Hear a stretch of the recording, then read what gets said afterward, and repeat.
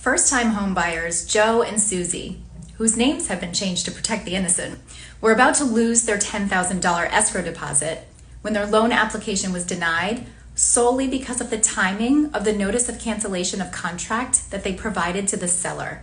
Fortunately, they ended up in my office and I was able to help them. But it took years of litigation to get their money back. Now, this example is not the norm, not because this issue doesn't come up frequently, but because many buyers give up without a fight and lose their deposit.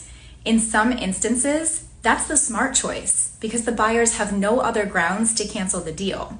In Joe and Susie's case, the appraisal came in low and they weren't provided with the mandatory homeowners association disclosure, which gave them two other grounds independent of the financing contingency to rightfully cancel the contract under the terms of their particular deal.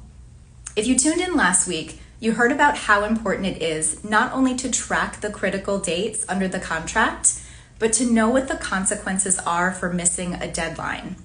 So let's dive into paragraph 8 of the as-is residential contract for sale and purchase.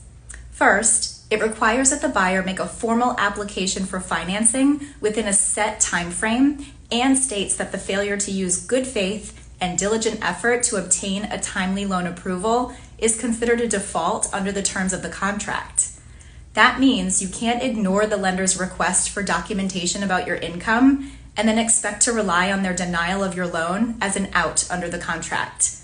Next, it sets out a deadline by which the buyer must obtain loan approval in a specific dollar amount and on specific terms, and by which the buyer must provide written notice to the seller stating that the approval has been obtained. Failing to timely deliver written notice to the seller prior to the expiration of that loan approval period means that the buyer must proceed forward as though it were a cash deal, unless the seller chooses to cancel the deal and agrees to give the buyer their funds back. Joe and Susie didn't have someone like me telling them how serious the consequences of not tracking their deadlines could be. This is your reminder to make sure that you have a knowledgeable team on your side during the home buying process.